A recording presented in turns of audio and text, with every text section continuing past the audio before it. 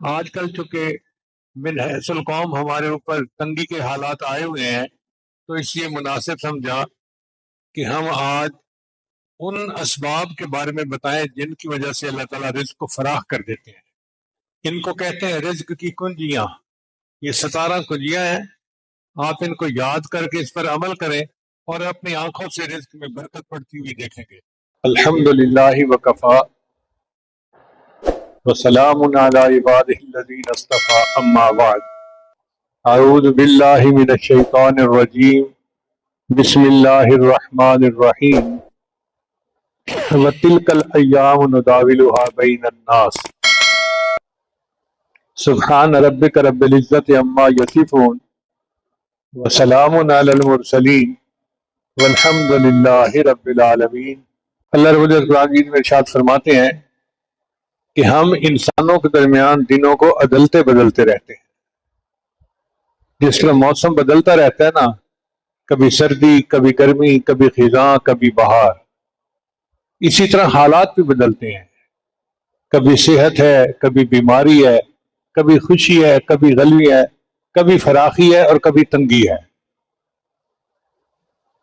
آج کل چونکہ من حیث القوم ہمارے اوپر تنگی کے حالات آئے ہوئے ہیں، تو اس لیے مناسب سمجھا کہ ہم آج ان اسباب کے بارے میں بتائیں جن کی وجہ سے اللہ تعالیٰ رزق کو فراخ کر دیتے ہیں۔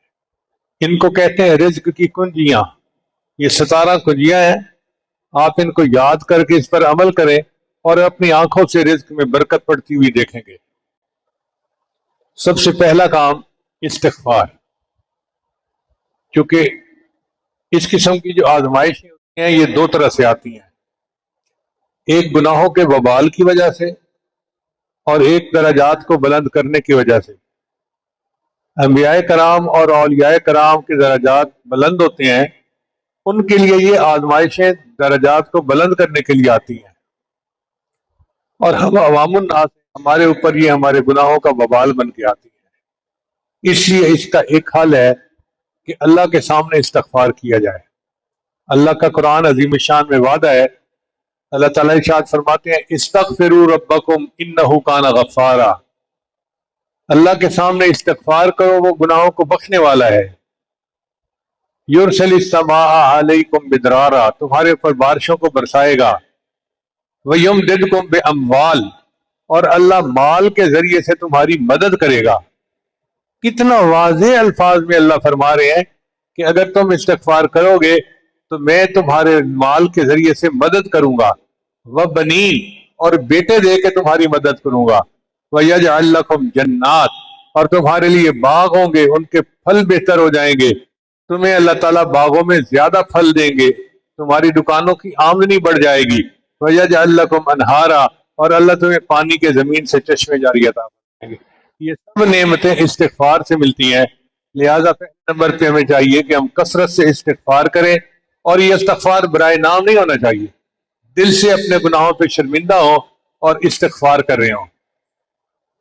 رابعہ بصریہ فرماتی تھیں استغفارنا یحتاج الی استغفار، کہ ہمارا استغفار اس قابل ہے کہ اس کے اوپر استغفار کیا جائے کہ یا اللہ اتنی غفلت کے ساتھ ہم بات کر رہے ہیں، تو دل کی ندامت کے ساتھ اگر ہم گناہوں پہ استغفار کریں گے تو اللہ کے دروازے کھول دیں گے، کیونکہ اللہ رب العزت کا قرآن عظیم شان میں یہ وعدہ ہے۔ رزق کی دوسری کنجی نماز کا اہتمام۔ اللہ تعالیٰ ارشاد فرماتے ہیں الصلاۃ واصطبر علیہا لا نسألک رزقا نحن نرزقک، تم اپنے اہل خانہ کو نماز کا حکم دیجئے اور اس پر جمے رہیے، ہم آپ کو رزق نہیں کمانا چاہتے، رزق ہم آپ کو پہنچائیں گے۔ یعنی اللہ وعدہ فرما رہے ہیں نحن نرزق، ہم تمہیں رزق پہنچائیں گے۔ جب اللہ وعدہ فرما رہے ہیں تو پھر اس میں کوئی شک نہیں ہونا چاہیے، یقیناً نماز کے اہتمام سے اللہ رزق کے دروازے کھول دیتے ہیں۔ اگر آپ غور کریں تو من حیث القوم آج نماز میں ہم بہت سستی کرتے ہیں۔ اول تو باجماعت بس بھاگی دوڑی کی نماز، شیطان لگائے ہے بس مہمانوں کو چائے دے کے پھر نماز پڑھتی ہوں، اور چائے بننے میں دیر ہو جاتی ہے کیونکہ گیس نہیں ہوتی تو نماز چلی جاتی ہے۔ نماز کو اولیت دینی چاہیے، یہ اللہ کا حکم ہے، اور اس کی وجہ سے گھر میں برکتوں کے دروازے کھلتے ہیں۔ آج آپ دیکھیں کئی ایسے گھر ہیں جن میں فجر کی نماز پڑھنے والا کوئی بھی نہیں ہوتا، سب سوئے پڑے ہوتے ہیں۔ تو نماز کے اہتمام سے اللہ تعالیٰ رزق کے دروازے کھول دیتے ہیں۔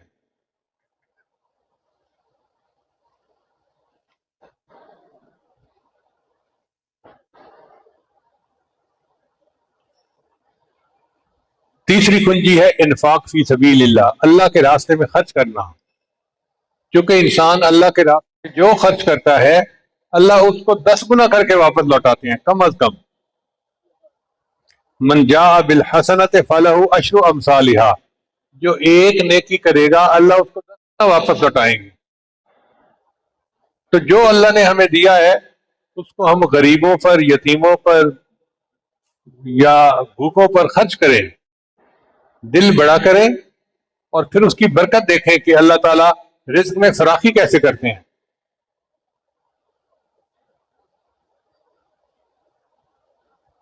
اللہ فرماتے ہیں وَمَا تُنْفِقُوا مِنْ خَيْرٍ يُوَفَّ إِلَيْكُمْ، تم جو خرچ کرو گے تمہیں اس کا بدلہ پہنچے گا۔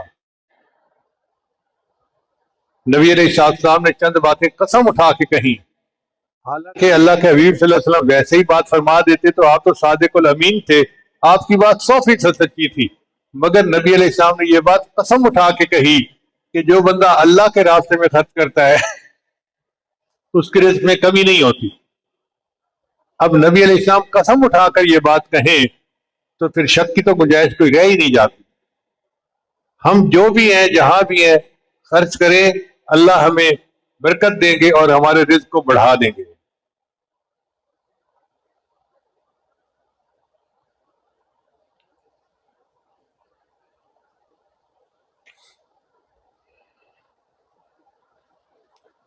مشہور واقعہ ہے کہ ایک مرتبہ رابعہ بصریہ کے ہاں مہمان آئے، اب گھر میں کچھ نہیں تھا کھانے کھلانے کے لیے، تو کچھ دیر کے بعد دروازے پر دستک ہوئی۔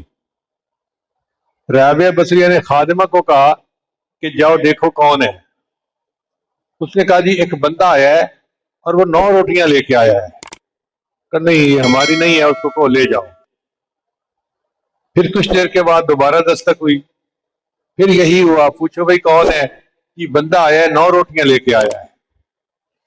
اب رات کافی دیر ہو گئی تھی، مہمانوں کو بھوک بھی لگی ہوئی تھی، تو پھر کافی دیر کے بعد ایک بندہ آیا، پوچھا باندی سے کہ کون؟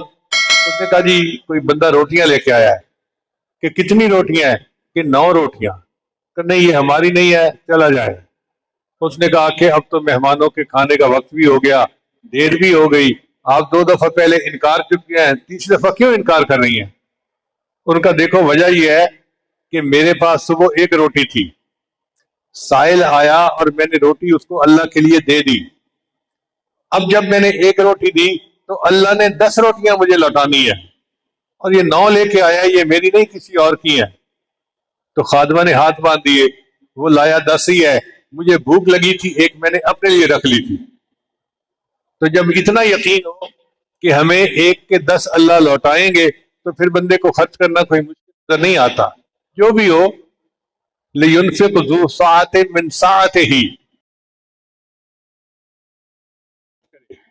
ہو سکتا ہے ایک روپیہ امیر آدمی کے لاکھوں روپے۔ صحابہ کرام کے بارے میں اللہ میں آنے والوں کا احد پہاڑ کے، تو اس لیے نیت کر لیجئے کہ ہم نے اللہ کے راستے میں خرچ کرنا ہے، تھوڑا یا زیادہ یہ الگ بات ہے، اور اس کی برکت سے اللہ پھر ہمیں اس کو 10 گنا کر کے واپس لوٹائیں گے۔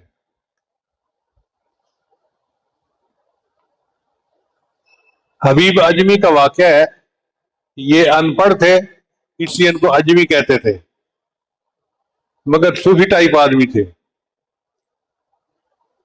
ان کی بیوی نے آٹا نکالا کہ میں کھانا پکاتی ہوں، پھر وہ آگ کا انتظام کرنے کے لیے باہر نکلی تو اتنے میں سائل آ گیا۔ اب جب سائل آیا تو انہوں نے کہا میں نے اس کو خالی نہیں جانے دینا، جو گھر کا آٹا تھا بنا ہوا وہ دیا۔ اب جب بیوی آئی تو اس نے پوچھا آٹا کہاں ہے؟ کہنے لگے میں نے روٹیاں پکنے کے لیے دے دیا ہے۔ انتظار میں بیٹھ گئے۔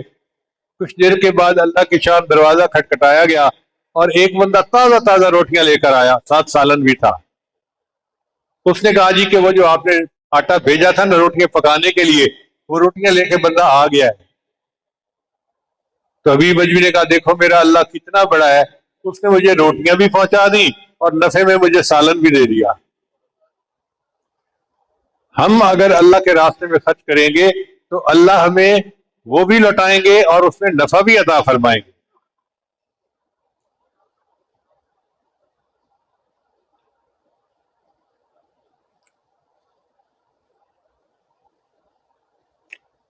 پھر دین کی خاطر ہجرت کرنا،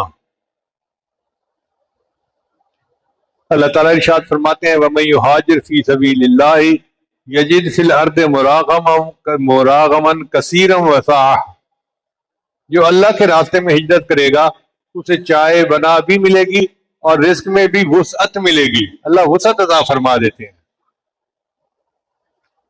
اور پانچویں رزق کی کنجی ہے تقوی اختیار کرنا، اللہ تعالیٰ ارشاد فرماتے ہیں وَلَوْ أَنَّ أَهْلَ الْقُرَىٰ آمَنُوا وَاتَّقَوْا، اگر یہ بستی دیسوں والے ایمان لاتے اور تقوی کو اختیار کرتے فتحنا علیہم برکات من السماء، ہم ان پر برکتوں کے دروازے آسمان سے کھول دیتے۔ اللہ تعالیٰ برکتوں کے دروازے کھول دیتے ہیں جب ہم تقوی کو اختیار کرتے ہیں۔ ایک جگہ اللہ فرماتے ہیں لَأَكَلُوا مِن فَوْقِهِمْ وَمِن تَحْتِ أَرْجُلِهِمْ، ہم ان کو وہ نعمتیں کھلائیں گی جو اوپر سے اترتی ہیں اور وہ نعمتیں کھلائیں گے جو پاؤں کے نیچے زمین سے نکلتی ہیں۔ انسان دو چیزوں کا مجموعہ، ایک جسم اور ایک روح۔ روح کی غذا اوپر سے آنے والے انوار و تجلیات ہیں اور جسم کی غذا زمین کے نیچے سے نکلنے والی چیزیں ہیں۔ آپ دیکھیں جتنی فصلیں ہیں زمین سے نکلتی ہیں، جو کپڑے پہنتے ہیں اس کی فصل زمین سے نکلتی ہے، جو مکان بناتے ہیں اس کی چیزیں زمین سے نکلتی ہیں۔ تو اللہ فرماتے ہیں ہم وہ نعمتیں بھی دیں گے جو اوپر سے اتارتے ہیں اور وہ نعمتیں بھی دیں گے جو زمین سے نکالتے ہیں۔ اس لیے ہمیں چاہیے کہ تقوی کو اختیار کریں اور اللہ تعالیٰ کی برکت کے دروازوں کو ہمارے اوپر کھول دیں۔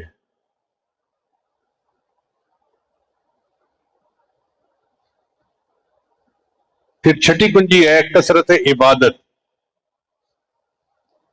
حدیث مبارکہ ہے کہ یہ ابن آدم تفرغ لعبادتی، اپنے آپ کو میری عبادت کے لیے فارغ کر دے، املا صدر کا غنا، میں تیرے سینے کو غنا سے بھر دوں گا، واسد فقر کا، اور تیرے فقر کو ختم کر دوں گا۔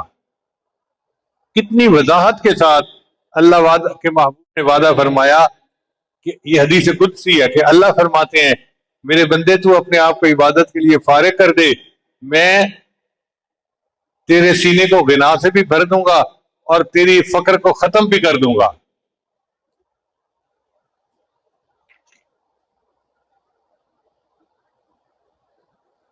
پھر ساتویں کنجی ہے کثرت حج یا عمرہ، یعنی حج کثرت سے کرنا یا عمرہ کثرت سے کرنا۔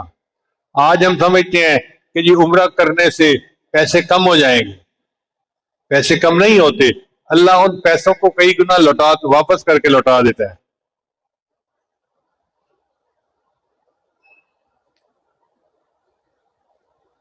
نبی علیہ السلام نے ارشاد فرمایا وما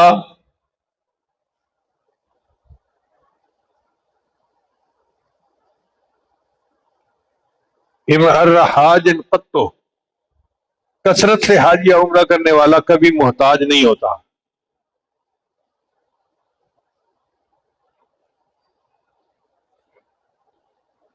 پھر آٹھویں کنجی ہے صلہ رحمی کرنا۔ صلہ رحمی کرنا کہتے ہیں کہ اپنے رشتہ داروں کے ساتھ اچھا سلوک کرنا، حسن سلوک کرنا۔ تین باتیں ہیں، نبی اسلام نے فرمایا، یہ بخاری شریف کی روایت ہے، جو بندہ چاہے کہ میری عمر زیادہ ہو، میرا رزق زیادہ ہو، اس کو چاہیے کہ رشتہ داروں کے ساتھ اچھا سلوک کرے۔ تو صلہ رحمی کا بدلہ اللہ یوں دیتے ہیں کہ رزق میں برکت دے دیتے ہیں اور عمر میں بھی برکت عطا فرما دیتے ہیں۔ آج ہمارے گھروں کی حالت ہے کہ بیٹا ماں باپ سے نہیں بولتا، بہن بھائی سے نہیں بولتی، بھائی بہن سے نہیں بولتا. اتنی دوریاں ہیں کہ بہن اگر گھر سے پکا کے کوئی چیز بھائی کے گھر بھیج دے تو کھاتے نہیں ہیں. تو جی کچھ پڑھ نہ دیا ہو، کچھ کر نہ دیا ہو، اس کو پھینک دیتے ہیں. جب دلوں میں اتنی منافقت ہو اور دوریاں ہو تو کیا برکتیں ہوں گی.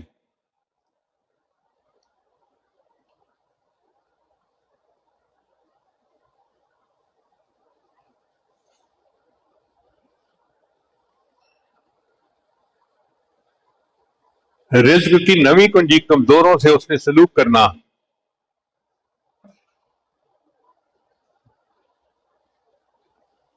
نبی علیہ السلام نے ارشاد فرمایا لعلکم ترزقون بضعفائکم، تمہیں تمہارے کمزوروں کی وجہ سے رزق دیا جاتا ہے. آج نوجوان بوڑھے ماں باپ کو اپنے لیے بوجھ سمجھتا ہے اور اس کو یہ نہیں پتہ ہوتا کہ انہی کی وجہ سے مجھے اللہ رزق دے رہے ہیں.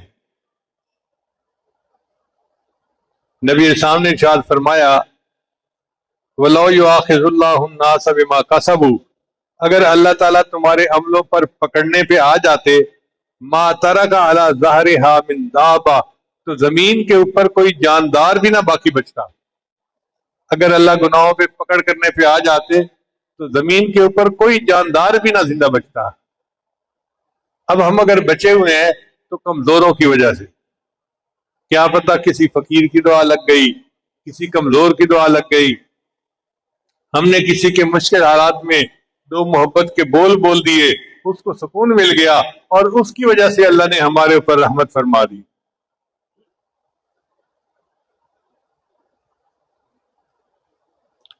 رزق کی 10ویں کنجی اللہ پر توکل کرنا. اللہ تعالیٰ ارشاد فرماتے ہیں وَمَن يَتَوَكَّلْ عَلَى اللَّهِ فَهُوَ حَسْبُهُ، جو اللہ پر توکل کرتا ہے اللہ اس کے لیے کافی ہو جاتا ہے.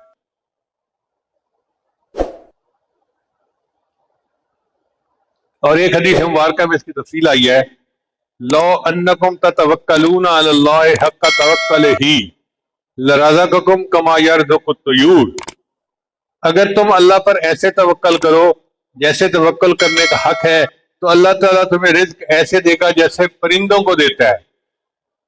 کیا مطلب کہ پرندے صبح خالی پیٹ اپنے گھر سے نکلتے ہیں، شام جب واپس لوٹتے ہیں تو ان کے پیٹ بھرے ہوئے ہوتے ہیں.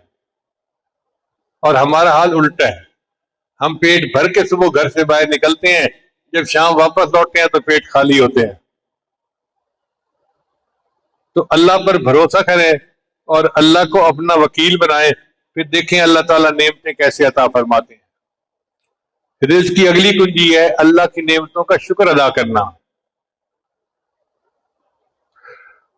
اللہ تعالیٰ ارشاد فرماتے ہیں لئن شکرتم لازیدنکم، اگر تم شکر ادا کرو گے ہم اپنی نعمتیں تمہارے اوپر اور زیادہ عطا فرما دیں گے. تو اللہ تعالیٰ تو نعمتوں کو بڑھانا چاہتے ہیں مگر ہم ناشکرے ہیں، نعمتوں کا شکر ادا نہیں کرتے. دنیا کے معاملے میں ہم دیکھتے ہیں اوپر والے کو، تو جی میرے پاس سائیکل بھی نہیں، فلاں کے پاس سائیکل ہے، جس کے پاس سائیکل ہے جی میرے پاس سائیکل ہے، اس کے پاس تو موٹر سائیکل ہے.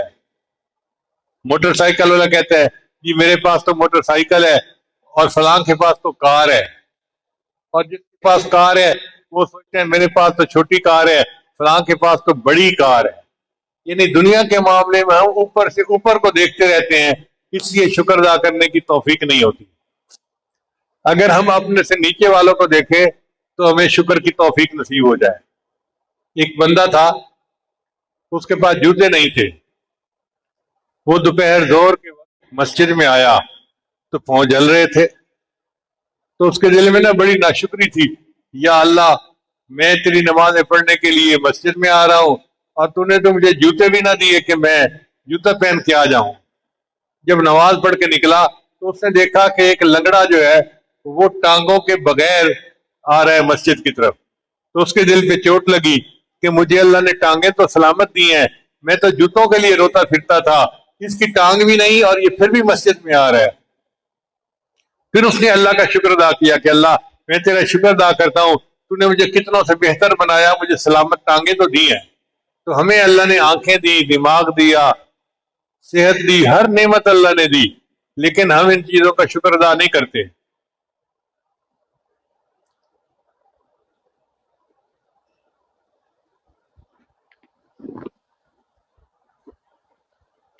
ابن عطا اسکندری رحمت اللہ علیہ جامعہ الازہر کے استاد تھے، بہت باخدا بندے تھے، اور ان کی نصیحت بڑی باتیں بڑی قیمتی ہیں.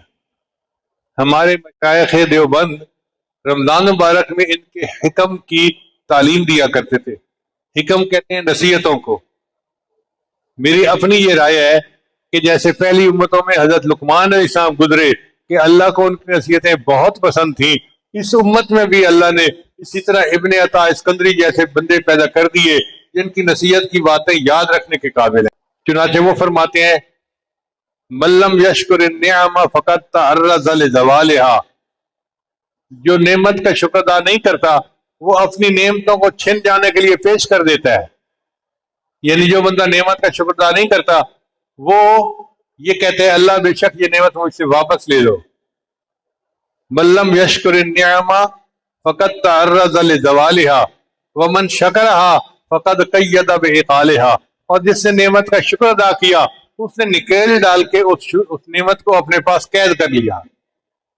یعنی شکر ادا کرنے سے وہ نعمت بندے کے پاس قید ہو جاتی ہے، رہ جاتی ہے. ہم اللہ کی نعمتوں کا شکر ادا کریں گے تو اللہ کی نعمتیں ہمارے اوپر زیادہ بھی ہوں گی اور اللہ ہمیں نعمتوں میں برکتیں عطا فرمائیں گے. پھر رزق کی اگلی کنجی اہل خانہ کو سلام کرنا. چنانچہ آج ہمارے معاشرے میں اس چیز کی بہت کمی ہے. وہی بندہ جو دوستوں کی محفل میں کہکے لگا رہا ہے، دفتر میں خوش ہے، لوگوں کے ساتھ خوش ہے، جب گھر آتا ہے تو موڈ بنا ہوا ہوتا ہے اور گھر والوں کو صحیح طریقے سے سلام بھی نہیں کرتا. سیدہ صدیقہ رضی فرماتی ہیں کہ نبی علیہ السلام جب بھی تشریف گھر میں مسکراتے چہرے کے ساتھ آتے تھے اور اہل خانہ کو سلام کیا کرتے تھے. تو اہل خانہ کو مسکرا کر سلام کرنے سے رزق میں برکت ہوتی ہے.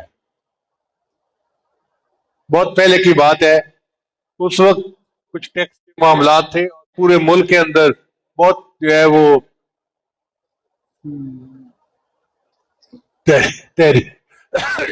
تحریک چل رہی تھی. دکانداروں نے دکانیں بند کی ہوئی تھیں اور بڑے مسائل تھے. تو ایک میمن لڑکا تھا، اس نے مجھے فون کیا کہ جی میں کاروبار کرتا ہوں، میری شادی کو تقریباً 1 سال ہو گیا ہے، میرا اور میری بیوی کا آپس میں جوڑ نہیں بنتا، تو ہم نے فیصلہ کیا ہے کہ ہم آپس میں علیحدگی اختیار کر لیں.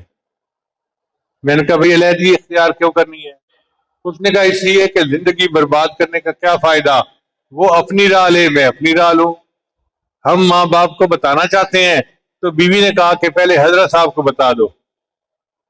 میں نے کہا بھئی اگر بیوی نے کہا ہے کہ حضرت صاحب کو بتا دو تو پھر بہتر ہے کہ آپ میرے پاس آؤ، مجھے اپنے حالات بتاؤ، اللہ کوئی حل نکال دیں گے. کہنے لگا مجھے تو اس کا کوئی حل نظر نہیں آتا. میں نے کہا مریض کو حل نظر نہیں آتا، طبیب کو نظر آ رہا ہوتا ہے. چنانچہ جی وہ میرے پاس آیا اور اس نے آ کے کہا کہ جی اس طرح بیکار عورت ہے اور یہ ہے اور وہ ہے، نماز نہیں پڑھتی، پردے کا خیال نہیں کرتی، اور میرا تو دل کرتا ہے کہ بس مجھے آپ اجازت دیں میں اس کی پٹائی کروں. اب وہ پٹائی کے موڈ میں اجازت لینے میرے پاس آ گیا. میں نے اسے کہا کہ دیکھو جو صحبت آپ کو ملی، کیا آپ کی بیوی کو وہ محفلیں ملی ہیں؟ کہتے ہیں نہیں. میں نے کہا قصور تو پھر آپ کا ہے نا، اگر وہ بھی بیانات سنتی، مجالس میں آتی تو اس کے دل پہ بھی اثر ہوتا، وہ بھی نیک بن جاتی. اب اس کا حل یہ ہے کہ آپ جب دفتر بند کرنے لگیں تو دفتر کی پریشانیاں دفتر کے اندر بند کر کے اس کو تالا لگا دیا کریں اور گھر آ کے مسکراتے چہرے کے ساتھ آئیں اور نبی علیہ السلام کی سنت پر عمل کریں کہ اہل خانہ کو سلام کریں. اس نے کہا جی ٹھیک ہے. اب صورتحال یہ تھی کہ بیوی کھانا بنا کے گھنٹوں انتظار کرتی کہ میرا خامد آئے گا اور میں اس کے ساتھ مل کے کھانا کھاؤں گی. خامد صاحب جب گھر میں آتے تو بزنس کی وجہ سے ان کا سڑا ہوا منہ ہوتا اور وہ سیریس ہوتے، تو بیوی سمجھتی کہ شاید خامد کو میں پسند نہیں ہوں تو اس کو غصہ آتا، میں خوبصورت بھی ہوں، پڑھی لکھی بھی ہوں، اس کے چچا کی بیٹی ہوں، میرے اندر کیا کمی ہے جو میرے ساتھ یہ محبت سے پیش نہیں آتا؟ تو یوں الجھنیں شروع ہوتی اور ایک دوسرے کے ساتھ تکرار شروع ہو جاتی، روز کا جھگڑا یہ معمول بنا ہوا تھا۔ اب جب میں نے اسے کہا کہ جاؤ اہل خانہ کو سلام کرنا اور مسکرا کے ان کو جو ہے وہ سلام کرنا، یہ گیا اور جا کے اس نے مسکرا کے دیکھا اور سلام کیا۔ اب جب ادھر مسکراہٹ تھی تو صاف ظاہر ہے کہ بیوی نے بھی مسکرا کے استقبال کیا۔ اب جب دونوں طرف سے مسکراہٹیں ہوں تو پھر محبتیں بڑھتی ہیں، چنانچہ میاں بیوی کے درمیان محبتیں بڑھنی شروع ہو گئی۔ اب وہ پیار محبت سے کھانا بھی کھاتے، ایک دوسرے کے ساتھ باتیں بھی کرتے، اور ان کی محبت اتنی بڑی کہ اس نے 6 مہینے کے بعد مجھے فون کیا کہ حضرت یہ 6 مہینے ہم نے ہنی مون میں گزارے، لگتا ہے کہ ہم ایسا خوش نصیب جوڑا پوری دنیا میں کوئی نہیں ہے۔ آپ اندازہ لگائیے کہ نبی علیہ السلام کی ایک سنت پر عمل کرنے سے ایک برباد ہونے والا گھر پھر سے آباد ہو گیا۔ اب اگر ایک سنت پر عمل کرنے سے گھر آباد ہو جاتا ہے، ہم پوری سنتوں پر عمل کریں گے تو گھر میں کتنی برکتیں ہوں گی۔ اس لیے اہل خانہ کو سلام کرنے سے رزق کے اندر برکت ہوتی ہے۔ پھر 14 اگلی کنجی ہے والدین کی فرما برداری۔ نبی علیہ السلام نے ارشاد فرمایا کہ 5 چیزوں سے رزق زیادہ ہوتا ہے: صدقہ پر مداومت یعنی صدقہ کرنا، دوسرا صلہ رحمی کرنا، تیسرا جہاد کرنا، چوتھا ہمیشہ باوضو رہنا، اور 5واں والدین کی فرما برداری کرنا۔ چنانچہ جو بندہ ان 5 باتوں پر عمل کرے گا اللہ تعالیٰ اس کو رزق میں فراخی عطا فرمائیں گے۔ ایک بزرگ کے کتابوں میں لکھا ہے، شیخ حدیث مولانا زکریا رحمۃ اللہ علیہ واقعہ لکھا ہے کہ ایک بزرگ مستجاب الدعوات تھے، جو دعا مانگتے تھے قبول ہوتی تھی۔ ایک بندے کو بڑی حیرت ہوئی، کون سا عمل ہے کہ یہ بندہ مستجاب الدعوات بن گیا؟ اس نے ایک دن اسے کہا بھئی میں چاہتا ہوں کہ 3 دن آپ کے ساتھ رہوں۔ اس نے کہا بہت اچھا۔ وہ اس کو لے گیا اور لے جا کے اس نے دیکھا کہ اس کے گھر میں 2 سور بندھے ہوئے تھے۔ وہ بڑا حیران ہوا کہ یہ اتنا مستجاب الدعوات بندہ ہے اور گھر میں اس کے سور بندھے ہوئے ہیں۔ خیر جی، اس بندے نے پہلے ان سوروں کو کھانا ڈالا اور پھر کھانا خود بھی کھایا اور مہمان کو بھی کھلایا۔ 1-2 دن اس کا یہی عمل رہا۔ تو مہمان نے پوچھا بھئی آپ مستجاب الدعوات ہیں، تو میں تو آیا تھا آپ کوئی خاص عمل کرتے ہوں گے جس کی وجہ سے اللہ نے آپ پر یہ مہربانی کی ہے۔ میں نے تو کوئی خاص عمل نہیں دیکھا، الٹا آپ نے سور پالے ہوئے ہیں اور ان کو چارہ پہلے ڈالتے ہیں، بعد میں خود کھانا کھاتے ہیں۔ اس نے کہا میں کیا بتاؤں، یہ دونوں میرے ماں باپ ہیں، ان سے ایسا گناہ سرزد ہو گیا کہ اللہ نے ان کی شکل بدل دی اور ان کو انسان سے سور بنا دیا، مگر میرے تو ماں باپ ہیں، میں نے ان کو گھر میں رکھا ہوا ہے، میں ان کی خبر گیری کرتا ہوں، ان کو کھانا دیتا ہوں، پانی دیتا ہوں، اور ان مستجاب الدعوات بنا دیا ہے۔ اگر تمہارے والدین کافر بھی ہوں، مشرک فی دنیا معروفہ، پھر بھی دنیا میں تم ان کے ساتھ، ہاں اگر دین کے راستے میں رکاوٹ بنے تو پھر انسان علیحدگی اختیار کر سکتا ہے۔ پھر اگلی کنجی ہے رزق کی دوام طہارت، ہمیشہ باوضو رہنا۔ اب یہ ایک چھوٹا سا عمل ہے کہ انسان جس طرح بے وضو رہنے کی عادت رکھتا ہے اسی طرح باوضو رہنے کی عادت ڈال دے۔ وضو کر لیا، اگر ٹوٹ گیا تو پھر وضو کر لیا، پھر ٹوٹ گیا پھر وضو کر لیا، ہر وقت باوضو رہنے کی کوشش کرے۔ ہر وقت باوضو رہنے سے ایک تو رزق میں برکت ہوتی ہے، اور دوسرا یہ نبی علیہ السلام نے فرمایا کماتا ہی تموتون، تم جس حال میں زندگی گزارو گے تمہیں اسی حال میں موت آئے گی۔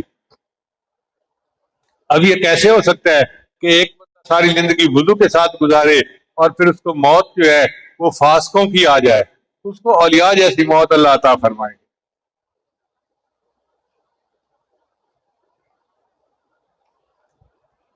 رزق کی اگلی کنجی چاشت کی نماز پڑھنا۔ مرد جب دفتروں میں جاتے ہیں یا کاروبار کے لیے جاتے ہیں تو دن کے 10 اس وقت کے 2 نفل اچھا وہ مصروفیت کا وقت ہوتا ہے اور اللہ تعالیٰ ڈالتے ہیں، وہ رزق میں برکت عطا فرما.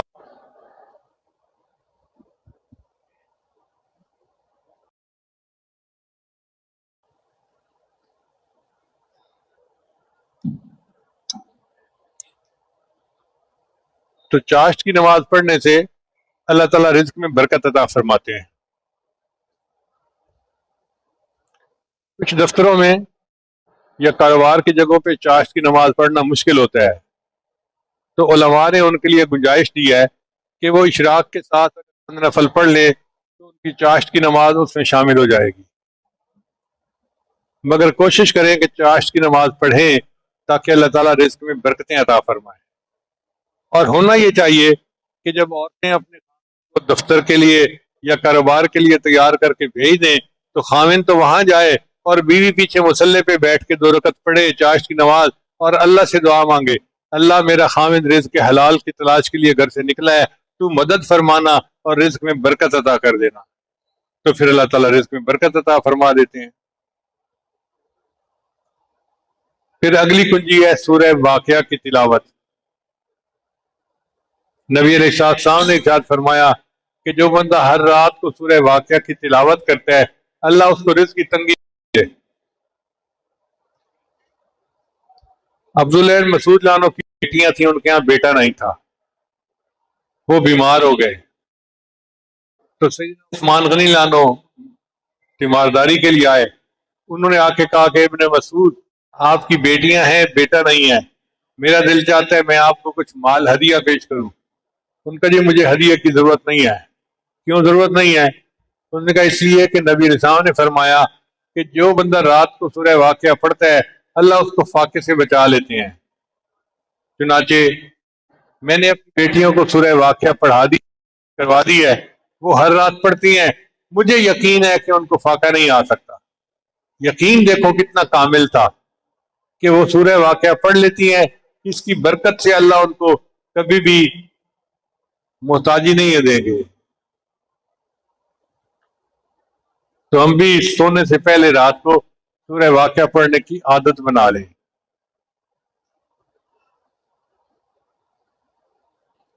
اور آخری کنجی ہے دعا کرنا.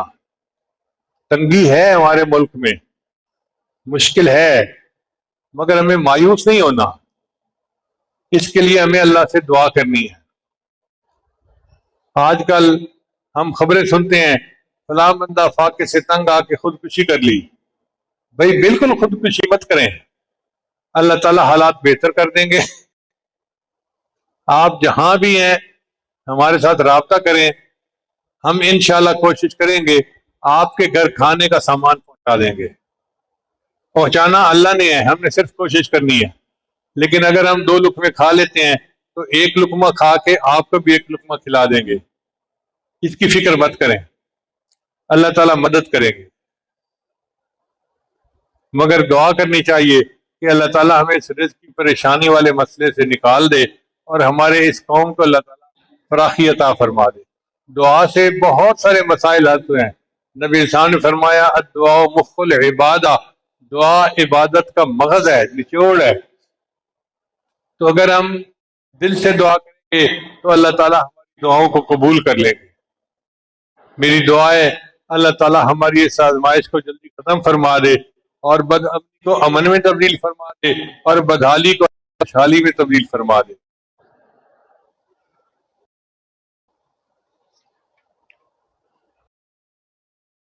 وہ جوڑ دیتا ہے، ٹوٹے رشتے وہ جوڑ دیتا ہے، بات رب پہ جو چھوڑ دیتا ہے. ٹوٹے رشتے وہ جوڑ دیتا ہے، بات رب پہ جو چھوڑ دیتا ہے. اس کے فضل و کرم کے کیا کہنے، لاکھ مانگو کروڑ دیتا ہے. اللہ وہ ذات ہے کہ کوئی اگر اس سے لاکھ مانگے تو وہ کروڑوں دیتا ہے، وہ تو اللہ ہے. اب دیکھیں اس فقیر کے پاس تو دینے کے لیے دعائیں ہیں، میرے مالک کے پاس تو دینے کے لیے کائنات کے خزانے ہیں. اس میں تو کوئی کمی نہیں، وہ خزانوں کے دروازے کھول دے گا اور ہماری جھولیاں بھر دے گا اور ہماری امیدوں سے بڑھ کر ہمیں عطا فرمائے گا. لہذا دعا ہے کہ اللہ تعالیٰ ہم سب کی اس پریشانی کو دور فرمائے اور ہمیں اس پیارے ملک کے اندر پھر امن والی زندگی، خوشحالی والی زندگی عطا فرمائے۔